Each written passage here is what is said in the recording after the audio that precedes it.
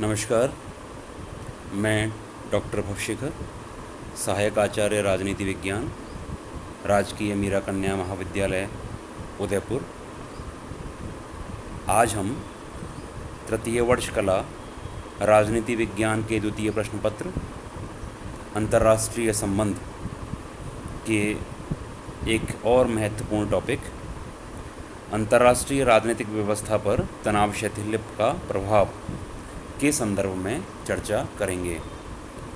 जैसा कि हमने पिछले चर्चा के दौरान दितांत अर्थात तनाव शैथिल्य का अभिप्राय, उसके उपजने के कारण के संदर्भ में चर्चा की, आज हम तनाव शैथिल्य के जो अंतर्राष्ट्रीय राजनीतिक व्यवस्था के ऊपर प्रभाव हुए उनके संदर्भ में चर्चा करेंगे। तो यहाँ पर सर्वप्रथम हम यह चर्चा करना प्रासंगिक समझते हैं कि जो तनाव शैथिल्य या दितांत है उसका भी एक उस कालखंड में विभाजन किया जा सकता है। जैसे कि उसको हम मोटे रूप में दो भागों में बांट सकते हैं।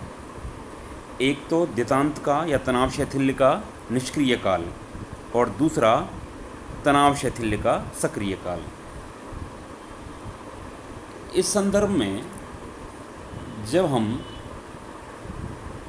दितांत का अध्ययन करते हैं तो हमारे समक्ष एक आधारभूत संरचना या कालखंड का विभाजन स्पष्टतया नज़र आता है, जिसमें कि हम सन 1953 से लेकर के 1969 मतलब कि 1953 से 1969 तक का जो काल है उसे दितांत अथवा तनाव शैथिल्य का निष्क्रिय काल मान सकते हैं और 1970 से 1989 तक दितांत अथवा तनाव शैथिल्य का सक्रिय काल मान सकते हैं। जब हम इसके निष्क्रिय काल की चर्चा करते हैं तो यहाँ यह प्रासंगिक प्रतीत होता है कि शीत युद्ध के साथ साथ महाशक्तियों का जो व्यवहार था वो अदृश्य रूप से स्टालिन की मृत्यु के पश्चात परिवर्तित दिखाई देने लगा था। सर्वप्रथम 1953 में कोरिया युद्ध की समाप्ति हुई थी, जबकि इसके पूर्व कोरिया में शांति स्थापना करने के जो भारतीय सुझाव को स्टालिन ने ठुकरा दिया था। वास्तविकता यह थी कि कोरिया की स्थिति से स्टालिन पूर्णतया संतुष्ट था। यह इस प्रकार की स्थिति थी जिसमें उन्हें आनंद आता था। हजारों अमेरिकी, चीनी और कोरियाई मर रहे थे, लेकिन किसी रूसी पर संकट नहीं आ रहा था।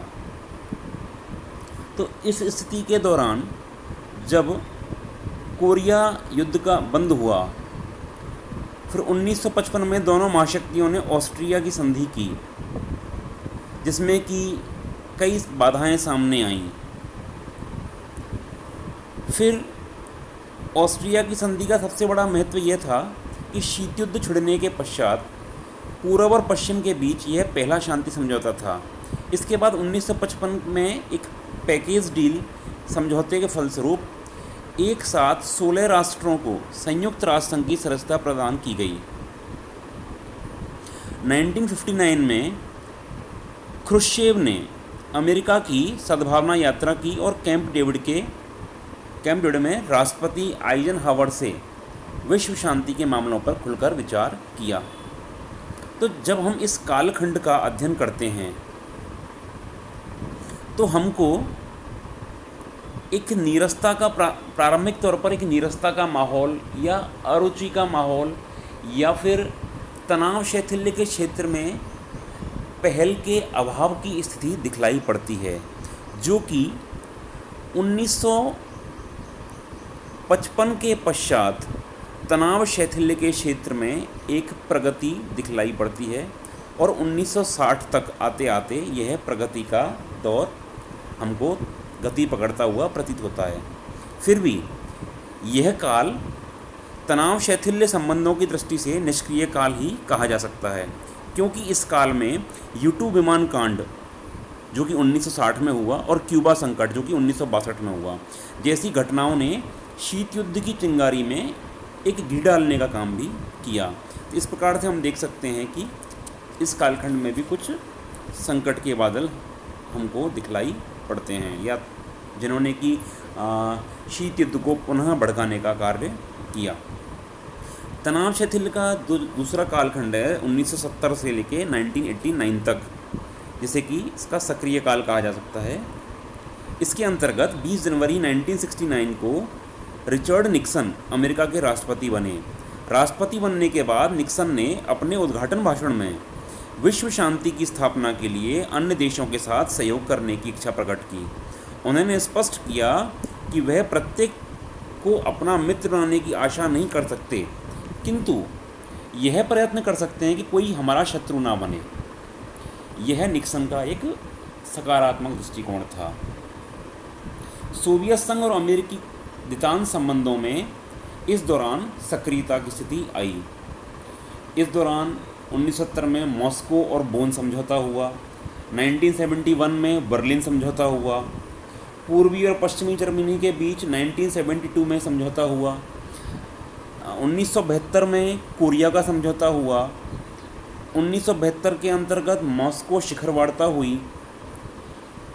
1972 के दौरान ही जो आणविक आयुध थे, शस्त्र थे, उनको सीमित करने के प्रयास किए गए, व्यापारिक और आर्थिक संबंधों को मजबूत करने के प्रयास किए गए, समुद्री मामलों के संबंध में समझौते किए गए, विज्ञान और तकनीकी क्षेत्र में सहयोग के लिए प्रयास किए गए, अंतरिक्ष के क्षेत्र में भी सहयोग के प्रयास किए गए, स्वास्थ्य के क्षेत्र में भी सहयोग के प्रयास किए गए। 1972 में साल्ट वन नामक समझौता हुआ। इसके अलावा सोवियत संघ और अमेरिका के मध्य आर्थिक सहयोग हुए। इस प्रकार हम देखते हैं कि इस दौरान व्यापक तौर पर दोनों महाशक्तियों के मध्य कई प्रकार के सामरिक, आर्थिक और व्यापारिक समझौते हुए। 1972 में जो साल्ट वन समझौता हुआ, उसके पश्चात 1979 में साल्ट टू समझौता भी हुआ। तो इस प्रकार से हम देख रहे हैं कि तो यह जो कालखंड था 1970 से 1989 तक का, यह निश्चित रूप से शीत युद्ध के उपरांत एक अंतर्राष्ट्रीय परिदृश्य में तनाव शैथिल्य का एक व्यापक दौर था, जिसमें कि दोनों ही महाशक्तियाँ अब परस्पर शत्रुता अथवा कटुता को सीमित करने का प्रयास करने लगी। किंतु इस कालखंड के पश्चात पुनः कुछ ऐसी घटनाएं होने लगीं जिससे कि तनाव शैथिल्य का जो दौर था वो पुनः सीमित हुआ। जब हम अंतर्राष्ट्रीय राजनीतिक व्यवस्था पर तनाव शैथिल्य के व्यावहारिक प्रभाव का अध्ययन करते हैं तो हमारे समक्ष जो तथ्य उभर के आते हैं उसके अनुसार सोवियत संघ और अमेरिका तनाव शैथिल्य ने शीत युद्ध के तनावपूर्ण वातावरण को समाप्त कर दिया था, शस्त्रीकरण की होड़ को सीमित कर दिया था, संयुक्त राष्ट्र संघ के कार्य को आसान बना दिया, परमाणु युद्ध के आतंक से जो मनुष्य था उसको मुक्त कर दिया, विरोधी विचार प्रणालियों वाले राष्ट्रों में परस्पर संवाद और मेल मिलाप को बढ़ावा दिया। तो इस प्रकार से हमें जो द्वितांत का दौर था या तनाव शिथिल का दौर था, इसके कुछ प्रभाव अंतर्राष्ट्रीय राजनीति के ऊपर व्यापक रूप से जो नज़र आए, उसके में प्रमुख रूप से जो पहला बात दिखाई देती है या पहला बिंदु हमारे समक्ष प्रकट होता है वह है कि महाशक्तियों के मध्य सहयोग और मैत्रीपूर्ण संबंधों का विकास हुआ। निश्चित रूप से हम देख सकते हैं कि तनाव शैथिल्य के दौर में दोनों ही महाशक्तियाँ, चाहे अमेरिका हो या सोवियत संघ, दोनों के मध्य परस्पर विभिन्न क्षेत्रों में सहयोग बढ़ा और मैत्रीपूर्ण संबंधों का विकास हुआ। दूसरा जो बिंदु उभर के आता है वह है कि यूरोपीय महाद्वीप अब एक विभाजित रूप में दिखाई नहीं पड़ता, वरन एकीकृत रूप में दृष्टिगत होता है। जबकि 1945 के अर्थात द्वितीय विश्व युद्ध के पश्चात यूरोपीय महाद्वीप जो है वो पश्चिमी यूरोप और पूर्वी यूरोप में विभाजित रूप में दिखाई पड़ता था, लेकिन शीतल युद्ध के पश्चात जो तनाव शैथिल्य का दौर आया, इसके अंदर वापस से यूरोपीय एकीकरण हमको नज़र आने लगा। तीसरा जो महत्वपूर्ण बिंदु हमको या प्रभाव नज़र आता है वह है कि जो तीसरा विश्व युद्ध होने की संभावनाएं थीं तृतीय विश्व युद्ध की, उनसे मानव जाति को मुक्ति मिल गई। अर्थात तृतीय विश्व युद्ध का जो एक वातावरण बना हुआ था कि किसी पल युद्ध भड़क सकता है, उससे मानव समुदाय मुक्त हो गया। चौथी जो महत्वपूर्ण बात समझ या प्रभाव समझ में आता है वह है कि परमाणु शस्त्रों का जो नियंत्रण के लिए जो प्रयास किया गया वह व्यापक रूप से एक महत्वपूर्ण प्रभाव था। कहीं ना कहीं दोनों महाशक्तियों के मध्य विभिन्न प्रकार के समझौतों के माध्यम से जो परमाणु आयुध थे उनको सीमित करने का या नियंत्रित करने का प्रयास किया गया। इसके अतिरिक्त एक अन्य जो प्रभाव हमको नज़र आता है वह है कि जो विभिन्न राष्ट्र थे उनको जो दोनों महाशक्तियों की जो गुटबंदी थी उससे मुक्त होने की और एक स्वतंत्र रूप से अपना विचार रखने की, अपनी स्वायत्तता की एक जो परंपरा का प्रारंभ हुआ। इसके अतिरिक्त संयुक्त राष्ट्र संघ का जो मंच था उसके ऊपर शालीन व्यवहार की प्रवृत्ति भी हमको नज़र आती है, जिसमें कि संयुक्त राष्ट्र संघ की प्रतिष्ठा में वृद्धि हुई। अब दोनों महाशक्तियाँ एक दूसरे के कार्यों में हस्तक्षेप सीमित करके या न्यूनतम करके सकारात्मक कार्य प्रणाली को बढ़ावा दे रही थी। इसके अतिरिक्त एक जो और महत्वपूर्ण बात नज़र आती है वह है कि गुटनिरपेक्ष जो आंदोलन था उसकी प्रासंगिकता के ऊपर कहीं ना कहीं लोगों के दिमाग में, मस्तिष्क में एक प्रश्न चिन्ह उभरने लगा कि क्या ऐसी परिस्थितियों में जब गुट ही सीमित रूप में हो गए हैं तो गुटनिरपेक्षता की कोई संभावनाएं हैं, क्या इसका भविष्य होगा? यह एक प्रश्न चिन्ह दिमाग में लोगों के में उभरने लगा। और कहीं ना कहीं एक और जो प्रमुख बात ध्यान में आती है वह है महाशक्तियों के आचरण में परस्पर सद्व्यवहार या प्रेमपूर्ण व्यवहार के लक्षण हमें उभरते हुए प्रतीत होने लगे। तो कहीं ना कहीं तनाव शैथिल्य या दितांत ने अंतर्राष्ट्रीय राजनीति पर सकारात्मक प्रभाव डाला।